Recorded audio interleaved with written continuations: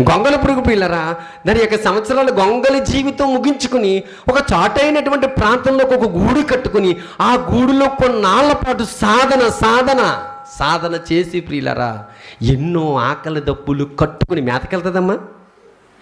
చెప్పండి, దానిలో ఉన్నది దాన్ని అదే తీసుకుని ప్రియులరా ఒక చీతాకోక చిలుకగా మారిపోయింది. అంటే గొంగళి పురుగు ప్రారంభపు దశ, రూపాంతరం చెందిన తర్వాత చెప్పాలి చీతాకోక చిలుక.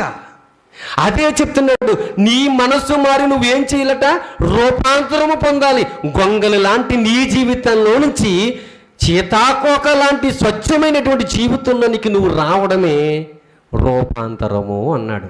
అర్థమైందా? అర్థం అవలేదా? మరి రూపాంతరం చెందుతున్నామా క్రైస్తవులుగా? రూపాంతరం చెందకపోతే మనకి ఏమండి, అప్పారావు సుబ్బారావు లోవరాజులాగా ఉండిపోకూడదు. ప్రతి మనిషి క్రీస్తులోనికి వచ్చిన తర్వాత, క్రీస్తు ధరించిన తర్వాత, క్రీస్తు స్వభావాలతో క్రీస్తు స్వారూప్యంలోనికి రూపాంతరము పొందాలి పిల్లలు. ఇది నిజమైనటువంటి మారు మనసు.